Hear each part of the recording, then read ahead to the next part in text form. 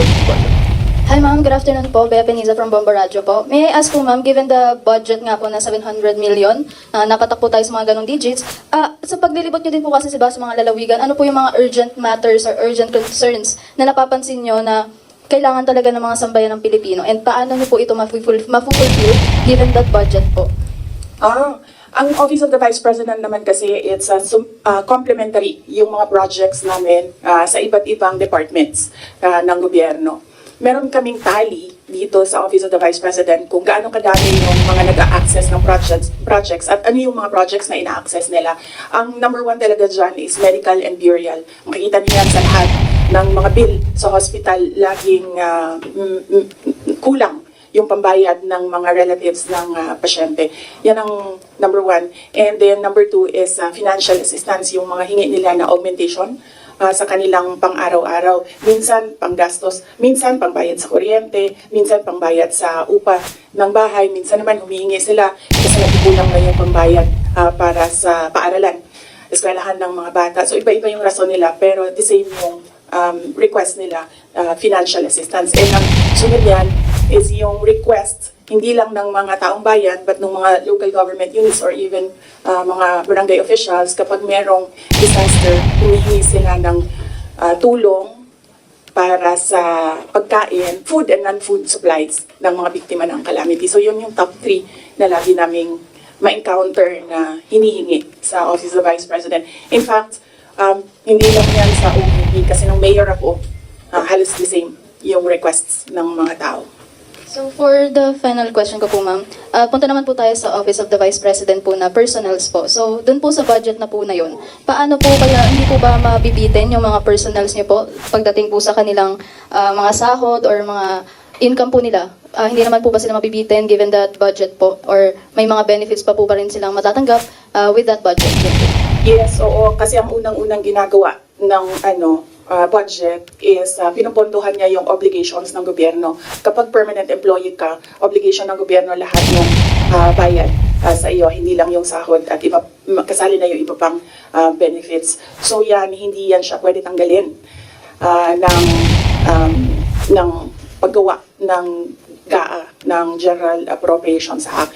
So on that point, kung mawawalan ba sila ng sweldo at benepisyo, hindi. Kasi obligation yan ng government sa employees ng government. It's not the same for those na contracts or hindi sila employees ng government. Hindi guaranteed yung budget para sa kanila. Thank you very much po ma'am. Okay. Next question. Bongs Magsimbol, Rappler. Good afternoon, VP. Yes. As we're speaking right now po, mayroong ongoing House probe. Actually, minutes ago, former Undersecretary Gloria Mercado says you gave her envelopes containing 50,000 each from February to September 2023 when she was with Hope or the Health Orchestrate Positive Learning, a DepEd project. She believes it could be to influence her decision as Hope. Your response po? Dapat siguro kung mag-akusa siya ng ganyan, dapat may papel siya. Tulad ng ako, pag inaakusahan ako, pag sumasagot ako, binibigay ko yung papel. Gloria Mercado is a disgruntled former employee of the Department of Education. She was let go because of loss of trust and confidence sa Office of the Secretary. Una niyang ginawa, well, hindi ko alam kung anong nauna, pero naka-strike 2 siya sa akin. Ang una niyang ginawa, nag-solicit siya ng 16 million pesos sa isang kumpanya on paper using my name without any authorization from the Department of Education. Bibigay ni JC sa inyo mamaya yung papel. Kalagay dun. Pangalawa, noong nag-school visit ako sa Cebu, merong lumapit sa akin na teacher. Sabi niya sa akin, Inday Sara, masakit sa loob namin na mga teachers na nila sa field. Tapos merong humahawak ng teacher items na wala dito sa aming probinsya o wala dito sa aming region. So, pinakwento ko siya. Iyon naman yung purpose ng aking mga school visits, diba, sa iba't ibang lugar. Naman sabi ko, one-on-one tayo, kwento mo lahat sa akin. And then it turned out, ang HR mismo ng Department of Education, our Undersecretary, took a teacher item from Region 7, nilagay niya sa central office for a non-teaching task. Ginawa niyang executive assistant niya. Ang apelido nun, Villar, meron niyang paper trail. So, nung bumalik ako sa central office, tinanong ko, totoo ba na meron tayong teacher item galing sa Region 7 na nandito sa atin? Totoo daw, nasa HR. HR pa mismo ang gumawa ng parang injustice sa teachers namin sa field. So, on that second point, hindi ko na pinalampas. Sinabihan na siya na there is loss of trust and confidence. And you should go. And then she said na, pwede bang mag-retirement na lang ako instead na paalisin ninyo ako. Kasi ang tagal ko na, matanda na ako. And then sinabihan siya, okay, sige. You go. So she's a disgruntled former DepEd employee. At yan yung dalawa na rason kung bakit siya pinaalis. May papel yung 16 million na solicitation niya. May papel yung teaching position sa Region 7 na kinuha niya. In my experience sa kanya, ayoko, factual lang ako ayoko atakihin yung pagkatao niya. Pero when she was HR of the Department of Education, meron kasi akong time dyan for our USEX and ASEX na hindi execom. So, pinapapunta ko yan sila kung sino man yung merong concern, sino yung may problema, pumunta kayo sa akin, mag one-on-one tayo. So, one of those times na one-on-one kami, siniraan niya yung isang USEC, isang ASEC ng Department of Education. And bago pa lang kami nun. In fact, pag alis ko, 2 years lang kami, very, very new. Na nagulat ako, kasi HR ka eh. Pag HR ka, hindi dapat ikaw yung mag-cause ng away-away sa loob ng institusyon. Dapat ikaw yung maging peacemaker. But siniraan niya yung isang ASEC and isang USEC sa akin mismo. And nagulat ako. Why attack the ASEC or the USEC sa kanilang pagkatao? Hindi naman trabaho. And then, ganun din ang ginawa niya. Nung umalis na siya sa Department of Education because of the 2 points, lumipat siya sa Senate. One of the offices of the senators din, nandiyan yan siya ngayon. And yung isang kaibigan ko doon sa Senado, narinig namin, sige na siya atake. Inaatake niya si Michael Poa, si Reynold Monsayak, si Gerald Chan. Iyan ngayon yung nakapangalan sa kanyang statement. Kaya kami, nung nagbasa siya kanina ng statement, hindi na kami nagulat. Kasi naririnig na namin sa opisina, dyan sa Senate, yung mga pinagsasabi niya after she was let go. I think, hindi lang siguro niya matanggap na kasalanan niya kung bakit siya pinalayas sa Department of Education. Pero hindi din talaga namin matanggap na magsusulisit ka sa isang private company on paper 16 million.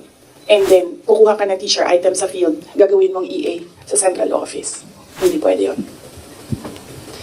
VP, in relation to that, since you brought up yung names po ni Attorney Poa and Attorney Monsayak. So, during the probe earlier, she said that yung reason daw kung bakit daw siya nilet go ng DepEd nyo po was that she disagreed daw with Attorney Monsayak's suggestion that bidders in the DepEd computerization program just discuss it among themselves to avoid failed bidding. Ngayon ko lang narinig yan. Sa kanya ko lang narinig yan. Pero ako ang nagsasabi, kasi I was the one who fired her out of the Department of Education. Yung dalawang rason na yon, ang rason kung bakit siya pinaalis sa Department of Education. And as I said, may papel yon. Ibibigay namin sa inyo ang papel. Ang HR record ni Villar, nasa Department of Education din. In fact, hanggang ngayon si Villar nasa region. Kasi sinabihan niya yung region bago siya umalis na ilagay yan sa region, wag yan sa teaching position. Pero that person is holding a teaching position. Any more questions regarding the HR probe?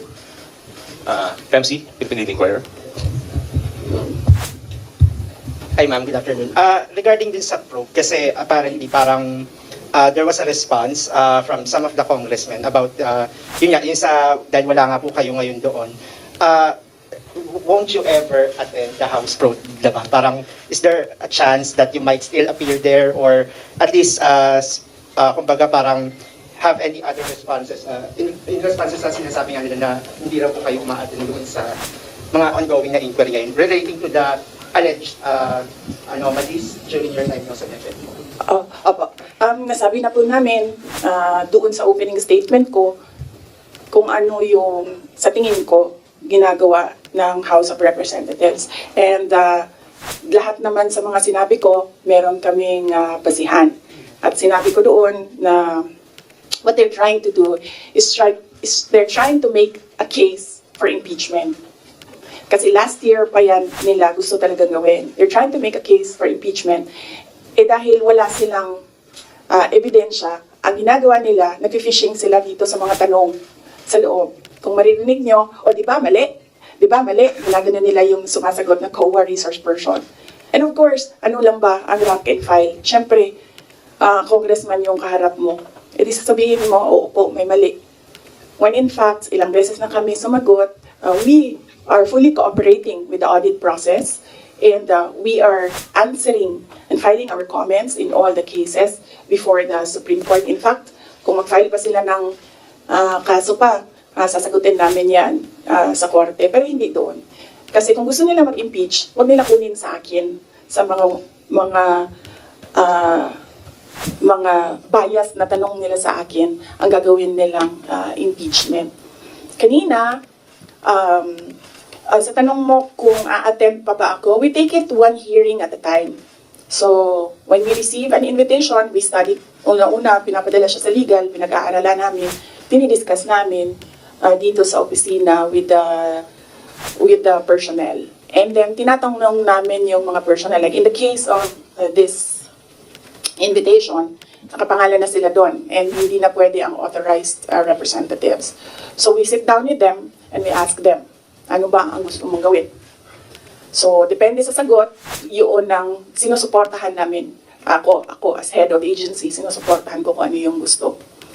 Right now, walang gustong pumunta doon sa kanila. Kasi ang concern ng lahat is yung pamilya nila. Sa kanila daw sarili, walang problema because they are government employees. So, makakasagot sila.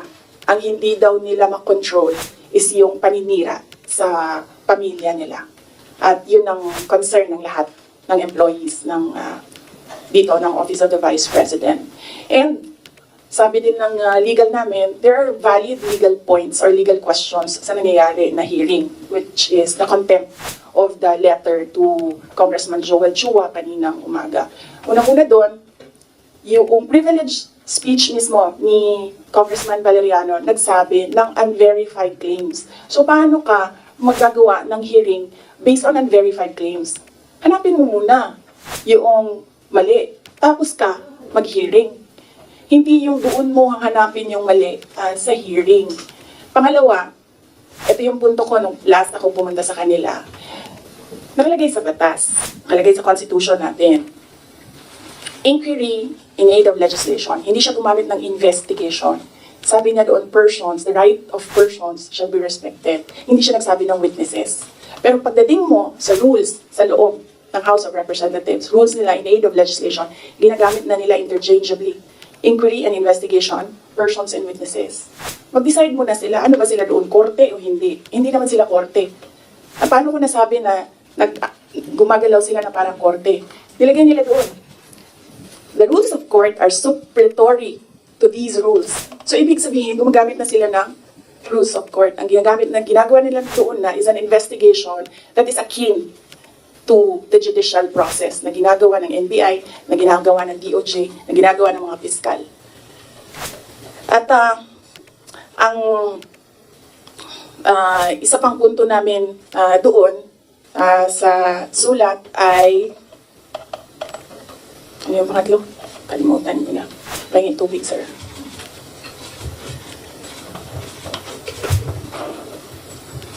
Oh. Okay.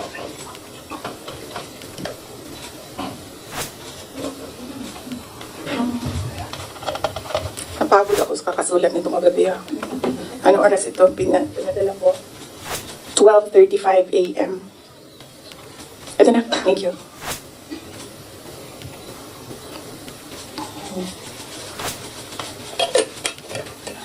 Ito yung isang punto ko dyan. Nakalagay doon sa Constitution. The rights of persons appearing therein or affected thereby shall be respected. Nakalagay doon. So, ibig sabihin, dahil in aid of legislation lang ito, at hindi naman ito prosecution or investigation, ibig sabihin, pwede humindi ang tao, di ba? Kasi, ayaw ko sumali sa pag-craft ng legislation nyo, bakit nyo ko pipilitin? Di maghanap kayo ng ibang research person. Ang dami namang previous vice presidents dyan. Napakalapit ni former President Gloria Arroyo sa kanila. Yun ang tawagin nila, gawin nilang resource person kung meron talaga silang batas na ginagawa about sa Office of the Vice President. And then ang huli noon is sub judice. Ang daming questions nila na kaparte ng 3 cases na final sa Supreme Court na dapat hindi pinag-uusapan sa labas ng korte. At yung huli, sinabi namin paulit-ulit, nandun kami sa loob ng Commission on Audit. Nag-participate kami sa audit process. Kahit na yung audit na yan, dumating lang yan pagkatapos nila na mag-usap ng Makabayan Block at ni Speaker Romualdez na atakihin ang confidential funds. So masagot pa rin kami kahit alam namin kung ano ang motibo sa audit. So, yes. Anong tanong mo, sir? Kalimutan ko. Yun lang po. Yes, sir. Next. Out of security concern na rin natin ito with the officials and employees kung bakit na rin hindi you prefer not to go to the equality sa house. Security, physical security nila, personal wala naman kaming problema sa security. Wala akong narinig na gano'n, na comment galing sa kanila. Lahat nagko-comment na maawa sila sa mga anak nila. So out of family. Next question, Red Mendoza, Manila Times. Good afternoon po, Ma'am. Red Mendoza po from the Manila Times. Ma'am, si Congressman Jill Bongalon of the Ako Bicol Party List said na kung hindi naman daw po kayo interested sa trabahong ito, mag-resign na lang daw po kayo. Sabi din po ni Kong David Suarez, Deputy Speaker David Suarez, na most of the congressmen felt na the Vice President, kayo daw po, with all due respect, ma'am, sabi po, mag-resign na lang daw po kayo kasi parang hindi kayo interested sa trabaho, ma'am. Ano po ang inyong masasabi dito sa sinabi ng quote-unquote young guns of the Congress? Oo. Actually, kung mapapansin nyo, hindi ako nakikipag-usap sa kanila. Nakikipag-usap lang ako kay Zaldico at kay Martin Romales. Pero pagbibigyan kita, Ren? Yes po. Yes, pagbibigyan kita. Gusto nila mag-impeachment, diba? So apparently, pakiramdam ko at sa tingin ko sa mga nangyayari, wala silang kaso for impeachment. Kaya sila nandyan. Kaya sila sige hanap ng kung ano ang gagamitin nila. Ngayon, ang track ni Franz Castro, ni Trillanes, is impeachment. Gumawa sila ng isa pang track na resignation. Parang papalabas nila, impeach ka namin for wrongdoing, whatever. And then, itong isang grupo na ito, umalis ka dyan. Kasi kapag hindi ka umalis, kapit tuko ka. Pero, hindi naman kasi ako sasagot sa young guns. Dahil, kailangan ko sumagot sa 32 million na bumoto sa akin. Hindi sa isa or dalawa na tao. Kaya, hindi ako aalis dito. Dahil nilagay ako ng mga tao dito, believing that I will work for the country. And that is what we did. We worked. Follow-up lang po, ma'am. Kasi pakiramdam daw po nila, ma'am, meron daw pong mga section ng 32 million ang nawalan na po ng tiwala sa inyo. And specifically po, from the Marcos loyalists who voted you po with the tandem of your ex-friend, President Bongbong Marcos. Ano pong inyong pakiramdam po, ma'am, na parang yung iba po sinasabi ay quote-unquote nabudol dahil sa inyong tandem, ma'am? Hindi ko masasagutin yan. That needs a sit down. Next. Next question, Ms. Giselle. Okay. GMA News Online. Good afternoon, ma'am. Regarding your Calaguas trip po, ma'am, can you give any clarification regarding this? Kasi may mga nagsasabi daw po na during or before no House plenary deliberations, nag-beach trip daw po kayo. Doon ako sa Calaguas.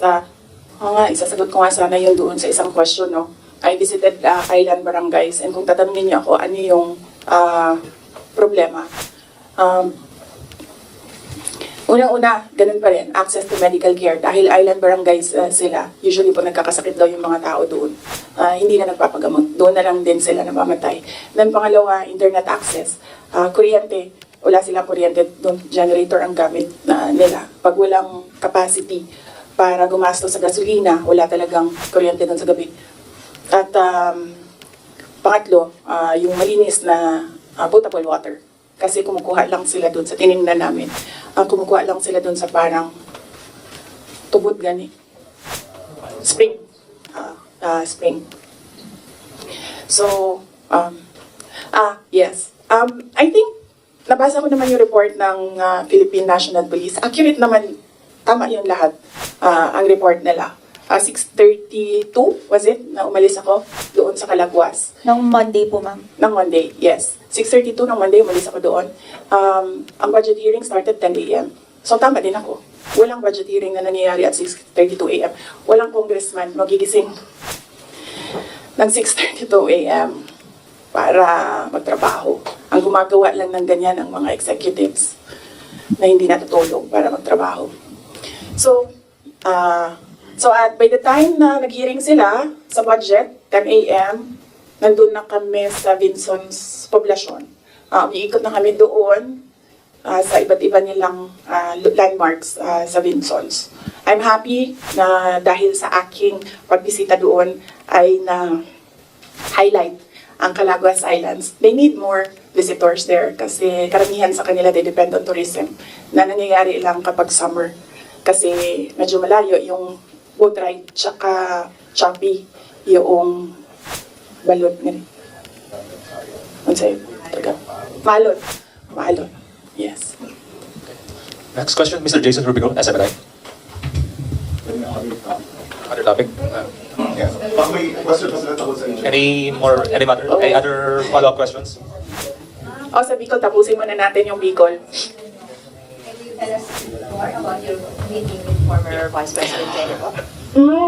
I do not have permission from Vice President Lenny to talk about what we talked about. Pero ito lang yung gusto ko sabihin din sa mga tao. Hindi ba dahil kasi hindi alam ng mga tao or walang picture na lumalabas ay hindi ko ginagawa. Isa sa mga tasks na nilista para sa akin dito sa Office of the Vice President is to visit former Vice Presidents doon sa mga residences nila. Ang una kong nabisita, syempre, hindi alam ng mga tao kasi wala namang lumabas na picture, but mag-excuse lang ako sa family. Binisita ko si former Jofisto Gingona, former Vice President Jofisto Gingona sa bahay nila. So I was welcomed there by the family, nagkausap din kami ni Sir. And then, next was former Vice President Erap Estrada. Binisita ko din sa bahay niya. Anong purpose ng pagbibisita ko? Nagpapakilala ako sa kanila. Sasabi ako na ako yung Vice President at sinasabihan namin sila as former Vice Presidents, we owe it to them na kung may kailangan sila, susuportahan namin sila yung opisina ng OVP. And we invite them to lend us memorabilia para sa Office of the Vice President Museum. And so binisita ko si former President Erap Estrada sa bahay niya. Binisita ko si former Vice President Gloria Macapagal Arroyo sa bahay niya. And then ngayon, I had the opportunity to visit Vice President Robredo sa bahay niya. So dalawa na lang, and I still have 4 years to go. Dalawa na lang ang hindi ko pa nabibisita sa bahay nila. Si former VP Binay and former VP De Castro. Follow-up? Yes, yes. Ma'am, yung comment niyo po doon sa sinabi po ni spokesperson ni Vice President Lenny na si Sir Barry, na feel nila nagamit po ninyo sila. Hindi ko na sasagutin si Barry. Kung meron akong sasagutin, dito lang ako sa taas. Si Vice President Lenny, or si President Marcos, or si Zaldico, or si Martin Romualdez. Yeah. For clarification, ma'am, yung meeting with Vice President Lenny, was it planned po or hindi planado yung pagpunta po natin doon? Hindi ko na sasagutin yung details kasi I understand hindi din nagsasabi ng detalye si VP Lenny. Pero i-confirm ko na nandun ako sa bahay niya. Follow-up? Let me see. Can you confirm that, the camp of former Vice President Lenny said na it was more on personal, nothing political na kanya. Can you confirm na it was more on personal conversation lang yung nangyari and nothing political? Siguro no, as she's more senior than me kasi nauna siyang maging Vice President sa akin. Kung meron lang dapat magsalita, siguro dapat si Vice President Lenny yun kasi bahay niya yun and siya yung binisita. So, napaka-assuming ko naman kung ako yung magkukwento. Ako na nga yung bisita, ako pa yung madaldal. So kung si Vice President Lenny Robredo ay walang sinasabi, respetuhin natin kung ano yung gusto niya. Pero more on personal, Same answer yung kanina. Next question. follow-up. Lance? Siyempre, nagkaroon po ng ilang parang ideas na possible daw na magka-alyansa in the future because of that meeting. Pero kayo po ba, bukas po ba kayo na in the future ay makipag-alyansa sa politika with former VP Robredo? Nasagot, hindi yan yung nasagot ko, no? Pero nasagot ko na yung question about political alliances noong araw na umalis ako sa Department of Education. Sabi ko doon, inimbita ako ni President Marcos na sumama sa kanila. Inimbita din ako ni former President Duterte na sumama din sa kanila. And right now, hindi ako, ang sinasabi ko nga noon, I'm single and ready to mingle. But right now, hindi ako handa na sumama kahit kanino man because kailangan ko muna ayusin at ipagtanggol ang Office of the Vice President. So nandun tayo sa protect the Office of the Vice President na isa sa mga, of course, duties ng Vice President. Next question, Kat Domingo, ABS-CBN.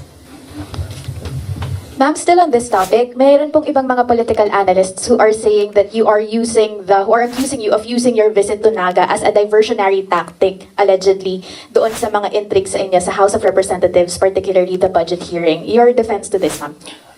Unang-una, ang diversionary tactic, walk the dog nga sinabi ko noon na ginagawa is yung pag-atake sa akin. Nakita nyo, wala na tayong pinag-uusapan patungkol sa bansa, kundi si Sara Duterte. At hindi na natin napapag-usapan ang kahirapan, ang kagutuman, ang kawalan ng internet, walang internet connectivity sa iba't ibang lugar, kuryente na mahal, kuryente na hindi reliable ang supply. Ang dami problema ng bansang ito. Pero hindi na pag-usapan dahil pinapag-usapan natin si Inday Sara Duterte. Pero wala namang problema sa akin yon.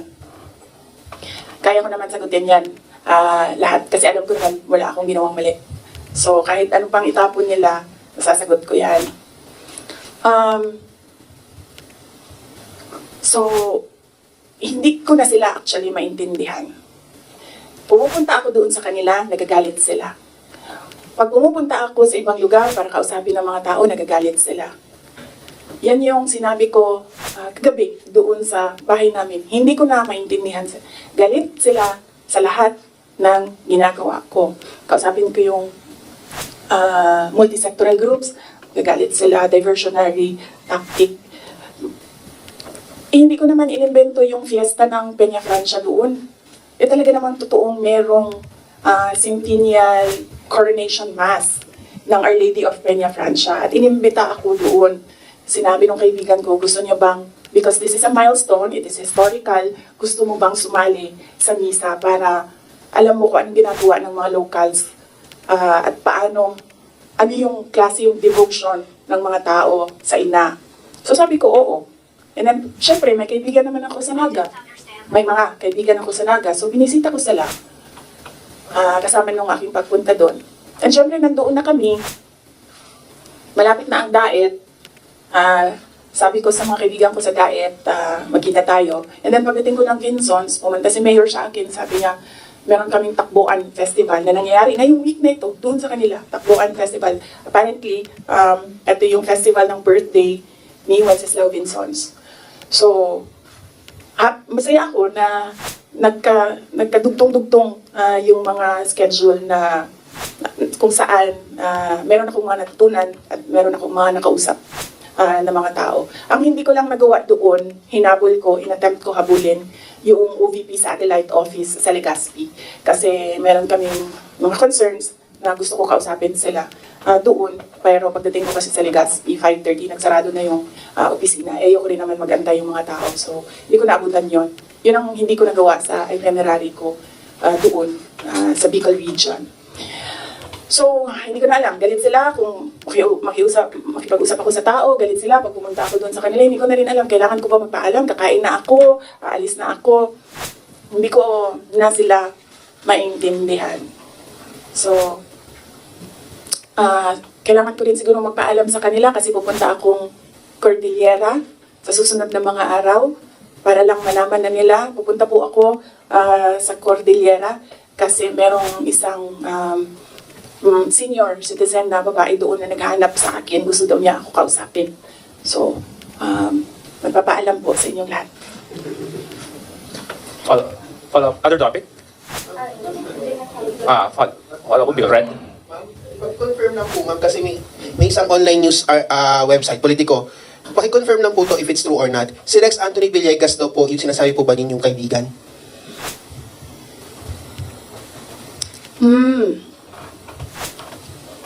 Hindi ko alam kung nagsalita si Asek Villegas. Hindi ko alam. Sorry, I have no information right now kung ano yung sinabi ni Asek Villegas. Siya daw po yung parang, siya po yung in-identify na Bicolano friend na nag-broker sa meet ninyo with former Vice President Lenny Robredo. Oo. Siguro ang tamang ano dyan is tanungin diretso si Asek Rex Villegas. Other matters? From our friends from the Foreign Correspondent Association of the Philippines, Mr. Ken Sasaki, Japanese News Bureau. Good afternoon, ma'am. Hello. You understand Tagalog? Not so much. No? I'm so sorry. The Japanese So, news- how did you understand my answers earlier? sorry. Just It's go okay. ahead. Go ahead, Sasaki. Oh, I love Japan. Thank you. It's my favorite country in the world. Yes. Next to the Philippines, because the Philippines is given already because I live here and this is where I'll die. But countries to visit, number one, Japan. I also love your country. Thank you, thank you. You should visit Calaguas. Yes, I did. Beautiful. I did. I love it. Oh, you did? You've been there? Yes. Oh, so beautiful. Yes. I've never seen any beach as beautiful as Calaguas. Go ahead, Sasaki-san. Yes, sorry. Yes, sorry. Recently, your father publicly said that from one family, one president is enough. Do you agree with this?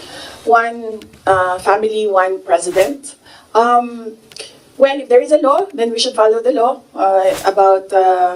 I think this is in relation to family dynasties of people running for offices in government. If there is a law, we'll follow the law. I have no problem. I've always said that my dream was to become a pediatrician, a doctor. My dream was not to become a mayor, a vice president, or a president. So I don't have problems with not becoming president of the Philippines. I talked to my friend in Cambodia, and I learned that they have a 16 million population. I said, I'll run for president in Cambodia. It's easier. It's just 16 million. And hopefully additional. So how do you think about the current president, who is the second from one family? Well, there is no law prohibiting family members of former presidents running for president. So when he ran, he was well within his right to run for president. Thank you. Thank you. Next question. No, sorry. Sorry, we know we have asked this to you a lot of times and we'll be asking you this again. Kasi kagabi lang may sinabi si former Senator Trillanes ng articles of impeachment. Sino ba sa tingin mo ang talagang nasa likod nitong kugunggung? Kasi kami, we always ask the Congress. Ang lagi nilang sinasabi kung mayroong mga impeachment, naririnig nila, sa'yo daw po. So sorry, I have to ask you again, ma'am. Kinote ko naman na si Representative Castro, di ba? Sa kanya nagsimula yan. I-quote ko ulit para, Who's really behind it? meron akong mga notes ng quotes dito eh.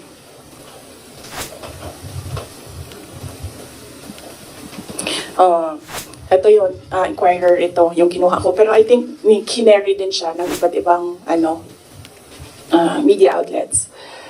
The impeachment is especially on the misuse of public funds and technical malversation and violating the 1987 Constitution because a government official is bound to follow the Constitution. So last year pa lang, meron na siyang grounds for impeachment. Kaya sinasabi ko, ginagawa nila ng paraan, pumasok lahat nung kailangan nila doon sa pinag-usapan nila na grounds.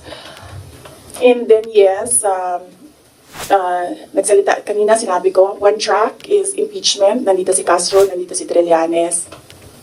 Sino? Alam ko kung sino, pero hindi ko siya masabi. At the proper time, siguro, pag lumabas na yung story about sa kanya, sasabihin ko yung lahat ng alam ko. Pero hindi pa kasi lumalabas dito sa hearing yung pangalan niya eh. So, pag merong nagsalita dyan about sa kanya, sasagutin ko. sasabihin ko kung sino. So, iisa lang ang handler ni Risa Ontiveros, ni Sunny Trillanes, at ni Franz Castro. Although si Franz, parang I think she's serving two masters. Hindi siya direct doon sa isa. Dito lang siya sa isa. Isa lang ang handler nilang tatlo. Kasi ang dami nyo ng materials. Pag inubos natin lahat ngayon, wala na kayong trabaho bukas. Sa susunod na araw, sa susunod na buwan, ano pang trabaho ninyo? Wala na kayong balita. Hindi. Hindi. Alam niyo naman gusto niyo lang manggaling sa akin. Maybe know the person. Alam niyo kung sino. Gusto niyo lang manggaling sa akin. Pero mamaya na kasi meron kasi siyang kwento kasi hindi pa kasi lumalabas, so hindi ko malabas yung kwento. So, Sa kwad mo? Sa third hearing po ba sa good government ba lalabas? Or sa Kwad mo? as a good government. About sa akin, wala naman ako doon sa Quadcom I think sinubukan natin ni Trillanes yung sabi niya mas masahol pa ako kay PRD. Kasi hindi niya ata ma-prove. So, tinigilan niya ako doon sa EJK. So may na-expect kayo, ma'am, na information against sa'yo doon sa good government na hearing? Sorry. So meron kayong, yung hinihintay nyo na kwento, may na-expect kayo doon na kwento sa good government na hearing about sa'yo, ma'am? Hindi about sa akin, about sa kanya. Okay. I mean, yes, about sa akin. Pero, related sa kanya. May video pa yun Any follow-up? Tapos sabi nila, ako daw yung hindi mapagkatiwalaan. Hindi nga lumalabas yung video. Wala nga nakakaalam ng video Ako lang. Video, ma'am. Ma'am, anong video, ma'am? Basta. Ma'am, anong video po yun, ma'am? Ay, pag sinabi ko yung gender, alam niyo na kagad kung sino Anong video? Alam niya naman, di ba? Gusto niyo lang talaga manggaling sa Ma'am, no, akin. hindi po. JC, alam mo. No, we don't. Antayin natin. Mahaba kasi yung kwento sa kanya. Tapos, pag kinento ko yung parte lang ng question na yan, sayang naman yung ibang chismis. Hindi chismis yun kasi ako yung Ako yung may alam. Hindi. Iba pa. Iba pa. Hindi ito yung pulveron. Hindi din. Hindi din. Oo. Wala na bang question? Ano na ito? Fishing na ito. Fishing. Next question, Maraming salamat. Next question, Jason. So, ang sa tingin mo ba, VP, yung sinasabi nilang, sorry, JC, sorry, Your Honor, dapat definitely ko ma-recognize. So, ang sinasabi mo, VP, imbes yung sinasabi nilang you're making diversionary tactics, ikaw yung nagiging diversionary tactics nila. Ako yun. Kasi, tingnan nyo, Sa totoong problema. ako mayor ako ng 3 terms. Noong simula ng term, pinag-uusapan na kaagad namin ng council yan. Ano ba ang landmark legislation ninyo for this 3 years? Nakikita niyo ba na meron silang landmark legislation? Wala. Inuubos nila yung oras ng mga tao. Kita niyo yung mga tao sa DepEd. Wala na nagawang trabaho yun. Kakaupo nila doon. Inuubos nila yung pera ng taong bayan dyan sa mga hearings nila going after me. And wala silang pake. Kasi ang gagawin lang nila is magbigay ng pera kung saan-saan. Kasi wala naman kasing projects na masasabi natin. Ang ano sa amin yan, pag umuupo ako, ewan ko lang sa iba. Ako, nung mayor ako, pinag-uusapan kaagad, ano ang big ticket project ng 3 taon na ito? Ano ang landmark legislation ng taong ito? Kasi yan yung gagamitin namin para ma-re-elect kami. Diba? Yan yung sasabihin namin, kita nyo? May landmark legislation tayo. So, dapat kasi pag upo mo, ganyan yan, diba? Sasabihin mo sa mga tao, in 6 years, pinakamayaman na ang Pilipinas, in 6 years, ganito, may security, dami kang. And then lahat ng trabaho mo, papunta siya doon. Para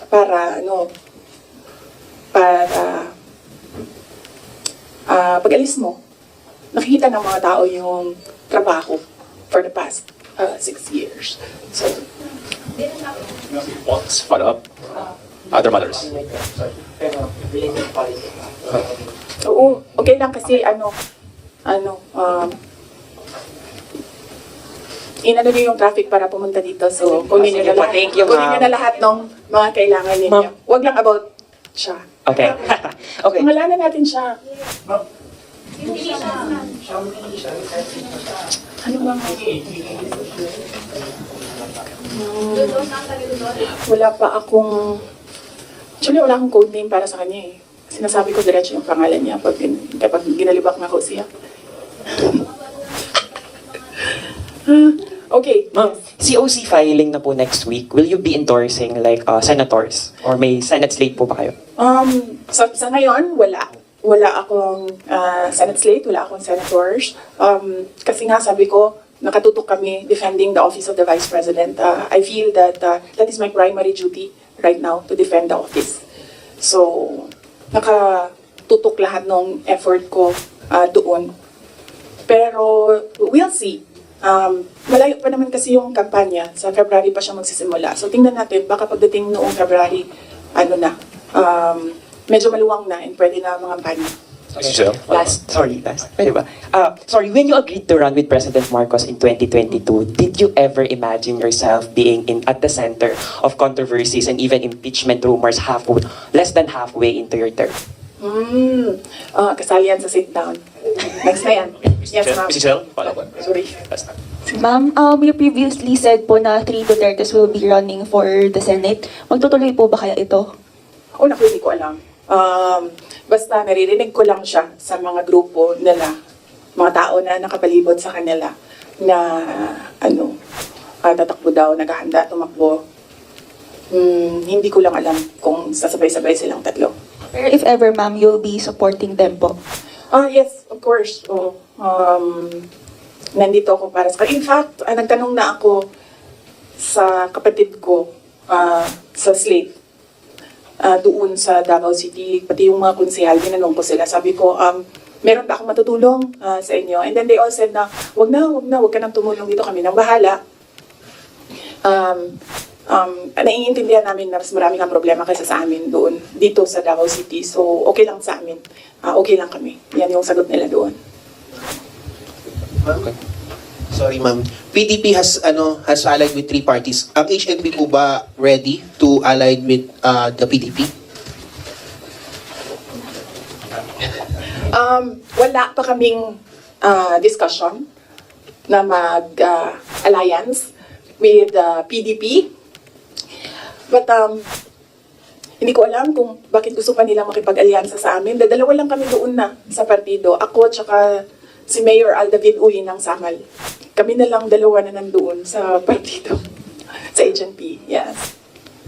Last question, Kat, Domingo. Ma'am, you had a family dinner, I think, or lunch. Complete family. May photo po. PRRD, your mom, Mayor Baste, Congressman Pulong, and you, I think, in Davao City. What was discussed there politically? Ano rin po yung advice sa inyo ni PRRD when it comes to defending the office of the Vice President right now? And thirdly, meron po bang mga humihingi ng endorsement niyo for the 2025 midterm elections? Okay. Meron bang humingi ng endorsement? Wala naman for the 2025 midterm elections. Ano ang advice ni PRD in defending? PRD, talaga, iniisip niyo, magbibigay ng advice yun? Yan, sasabihin lang nun, sapakin mo na yan, suntukin mo na yan, sunugin mo na yan. Ganun. PRD is a jarhead, no? Alam naman natin lahat yan. So, kung pupunta kay PRD, ang may expect mo doon ay galit, sigaw, at volcano eruption, ganyan. Ganyan. So wala siyang advice defending the office of the Vice President. Ano pa ba yun? Nag-discuss ba kami ng political? Wala kasi matagal yung discussion about family. Nag-rundown kasi sila isa-isa sa apo. Yung mag-asawa. Or mag-ex. Sorry sa mga girlfriends. Nag-rundown sila sa mga apo. So, inisa-isa nila from the eldest apo, anong nangyayari, anong ginagawa, and then sunod na apo. So, lahat ng parent sumasagot. Like, PZD answered para sa mga anak niya, and then Baste answered para sa mga anak niya, and then ako ay answered para sa mga anak ko. So, yun yung nangyari. So, medyo mahaba yung discussion kasi marami silang tanong regarding sa mga apo nila. Ay naku, si PRD, pag sinabihan mo ICC, sasabihin niya sa'yo, babarilin ko sila lahat. So yeah, no, wala. There's no talking to PRD. Pero si PRD mo parang nagdetalyo